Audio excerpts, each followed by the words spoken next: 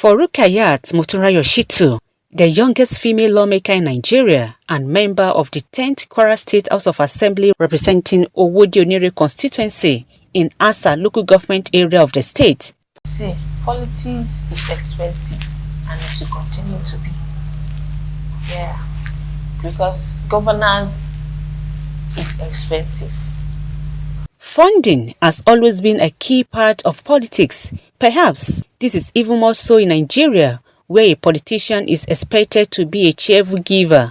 Little wonder campaign financing is a major challenge for Nigerian women in politics, as they crisscross various communities seeking support and votes from prospective voters. This is more challenging during the 2023 general election, when the country was bedeviled with economic hardship occasioned by inflation coupled with government policies on naira redesign, which caused cash crush. Also, no thanks to the 2022 Electoral Act, which increased campaign spending limits across board, thereby allowing presidential candidates to spend 5 billion naira on campaign, as against the initial 1 billion naira provided by repealed Electoral Act. Governorship candidates moved from 200 million naira to 1 billion naira. Limits are set at 100 million naira for Senate, as against the former 40 million naira. Candidates for House of Representatives who formerly had to spend 20 million naira got a rise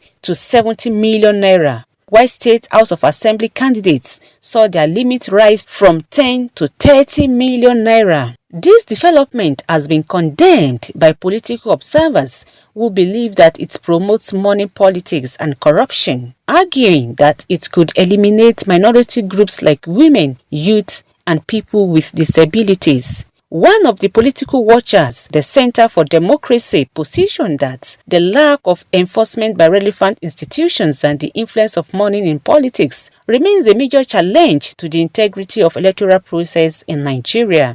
During our primary election, APC gave women, we only paid for, I think, maybe expression of interest, or I can't remember the name of the other form. So it's only 500,000 that we paid for state assembly, while the men were paying 2 million more than at then.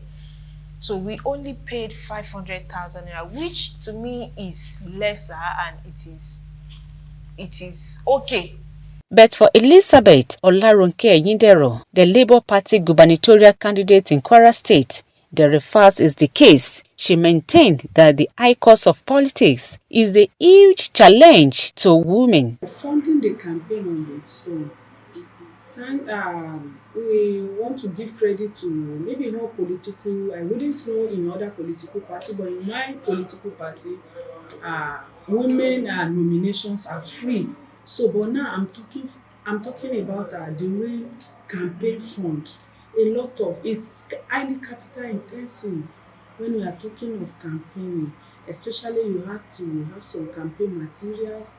You need a lot of logistics in moving from one place to the other, because you have to get to to every part of your constituency.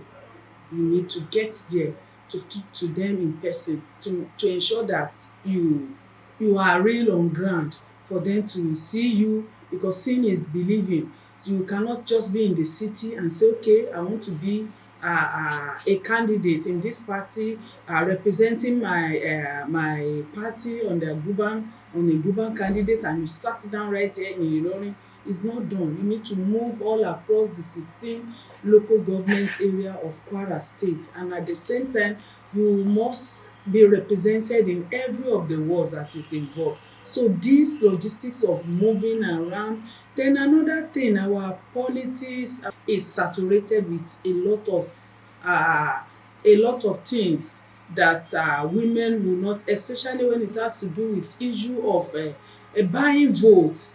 The electorate are not helping the matter. Anywhere you move to, they ask you of money, because our polity here has been saturated with money. Most people expect that anybody coming out on any platform will have gathered a lot of money. High cost of electioneering is actually one of the biggest issues that is affecting women in political participation in Nigeria, in that it is easy for Nigerian men to get support from each other. But when it comes to the women angle, getting the kind of financial, particularly financial now, support becomes difficult. They are not able to get the kind of support that men would get. In that financially, women are not economically empowered as men. Reason being that because of the traditional setting that Nigeria is, the Nigerian men are the first set of people that they ventured into politics. So it's been easy for them over time to be able to pull resources together, men believing in men process to get them there.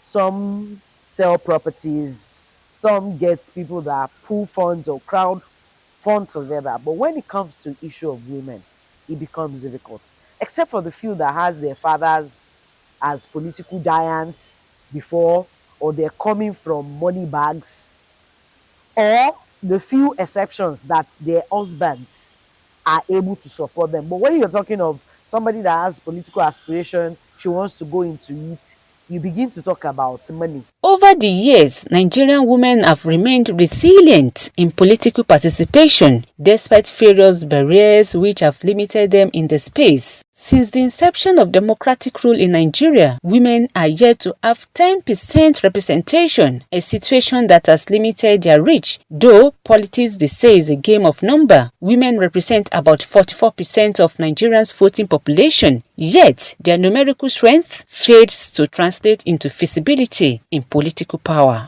Politics now serve as a la carte. No position can be reserved for some people. If you want to participate effectively in the political process, you must get involved. And you must have what it takes to get involved. Or you have your strong backers. Analysis of the 2023 general election results declared by the Independent National Electoral Commission (INEC) shows that only 72 women got elected at federal and state levels in the last general election. A total of 1,487 of them lost out of 15,307 candidates on the ballot for the Nigerian presidential, governorship, national and state assemblies elections. The underrepresentation of women at all levels of government has not only contributed to the formulation of policies that are not favorable to women, but have also prevented the voices of women from being heard in decision-making processes. We have to let female know that they can do this. We have to go back to the grassroots and tell them that there's no difference between male intellectual and the female also. We have the same mental capacity. It is only the one you put to use that you know the way it functions. When a purpose of something is not known, abuse is inevitable, because most our women are not being used in governance in so many decades now. So it makes people to believe that they are weaker vessel, they can't do this, they are weakling. So they believe men have superior brain, mental capacity than the female, which I would like to debunk that it is not true.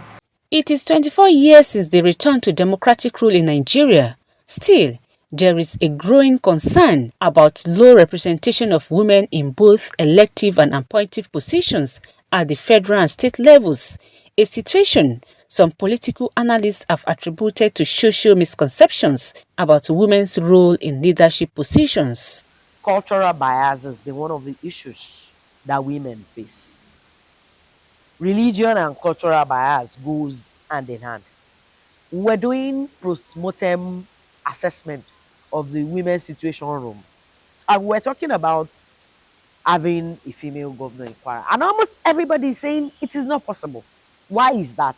Because Kwara State is seen as a religious and cultural state that believe that women must be seen but not heard. And we were surprised that even men that are supposed to understand. You know, there are men that they are in the position that you know that they should know better because of, I wouldn't mention name, that they should know better. You see them even saying that women traditional roles are supposed to be at the home front, forgetting that the role of women and men are complementary. While the men are head, the women are the neck. And if the neck refuses to cooperate with the head, or the head refuses to cooperate, you're going to have problem. So one of the major issues that has affected women over time is religious bias, cultural bias. Then you talk about finances. I'm a Muslim, and our Prophet Muhammad sallallahu alaihi wasallam, two of his notable wives, Aisha radiallahu anha, if you look at this, they might not be in politics. Like I said, politics is a profession. So in every profession, there is one thing or the other to say about it, relating it with politics. So if we look at Aisha, Aisha happens to be a teacher and a scholar who is doing so well. Muhammad sallallahu alaihi wasallam did not stop her from what she's doing. Rather, he motivated her, he inspired her, he continued to give her his support. And Khadija, in another way, a successful businesswoman who have so much influence in Makkah then. And when we talk about influence, politically, economic, whatever, name it. So all of this influence, Khadija, the first one, Prophet Muhammad sallallahu alaihi wasallam, as this. Prophet Muhammad sallallahu alaihi wasallam supported her in this. When you look at what is happening in this country, you discover that we have few women at the ends of affair, at the ends of, so in both politics and governance. The fear has always been that any society where there are no gender equality, where there are no gender balancing, there is bound to be problem. And that's what we are witnessing now, because by making sure that both men and women who are given space, are given the right to display whatever God has deposited in them, for them to push their society forward, it is in the best interest of the society. In spite of all these challenges, women in Kwara State politics continue to defy all odds to record success. How did the women legislators' efforts translate into election victory? As a former commissioner, I was two-time commissioner for water resources, and then commissioner for business innovation and technology. During my time as commissioner for water resources, I was able to go to all these rural areas, and were able to solve water challenges that they've been having. And then, moving into the grassroots, seeing what they lack and what they want, I think it helped me, because moving during campaign, like my face or my name is not in name or face that they don't know, because they've seen me as commissioner. So I would say it helped, and I cannot say this without giving glory to Almighty Allah and to my late dad, because that really helped me as well. Former governor of Kwara State, Mohammed Lawal, that really helped me as well. I will not shy away from that, and I will keep on appreciating that, the fact that I'm his daughter, that really helped as well. Politics is very complex, is so large that there are so many things inside it.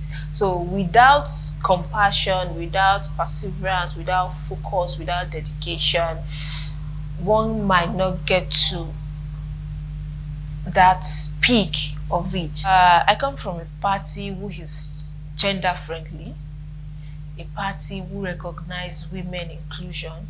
So using Kwara State as a case study, already in Kwara we will see that His Excellency the Governor of Kwara State, Malam Abdurrahman Abdrazak, CON, has already assent to the law, the 35% affirmative action. I can say this is part of what birthed all of the five female honorable members in the 10th Assembly. I can say this bill particularly enhanced the participation of women in politics. Concerted efforts have been made by government and non-government organizations to increase the level of participation of women in politics in line with the declaration made at the 4th World Conference on Women in Beijing, which advocated 30% affirmative action. In Nigeria, the extant National Gender Policy recommended 35% of both elective political and appointive public service positions. These policies, according to women politicians in Kwara State, is helping to change the narrative in the state, as Governor Abdurrahman Abdurrazak assented to the Gender Inclusion Bill in 2021. For me, I see Malam Abrahman, Governor of Kwara State, Malam Abrahman Abdurrazak, as a governor of he for she governor. From what we've seen in the nomination of the commissioner is 50-50, and that is what Malam Abrahman Abdurrazak is fighting. Is fighting for women in policies in Kwara State. I for sure we can say that, because if we do not give us a platform to be able to compete with our men. You can't just be making us and be telling people you want women to be there without the enabling environment, without the support of the power that be. There is nothing you can do. But because we are lucky to have His Excellency Malam Abdurrahman Abdurrazak as the executive governor of Kwara State, who supported the aspiration of our aspiration, the aspiration of women, and that's why you see the number of them, 5 of them that are presently there. They benefited from gender composition law recently signed by the Kwara State House of Assembly. If you look at the 9th assembly, we're in the 10th assembly now, it was 24 hours men dominated. Now, at that time, most of us that are women-led advocacy group in Kwara, we were making a lot of noise, as at that time was when we also had the WVL, Women Voices and Leadership, sponsored by ActionAid and Global Affairs Canada, to amplify women voices. Some of us made deliberate effort to the governor through our radio media engagement, and he looked at the gender composition bill, which gives appointments to SAs, the commissioners, ministries and parastatals, head of commissions, and board members. It gives the governor the power to appoint 35 and not less than 65%. It has really helped us. Democracy is said to be representative when women govern and work side by side with men. This recognizes women as major contributors to the economic growth and stability of any community. Drawing from realities on ground, the 2023 World Economic Forum in Switzerland posited that closing the overall gender gap will require 131 years, and at the current rate of progress, it will take 162 years for political parity.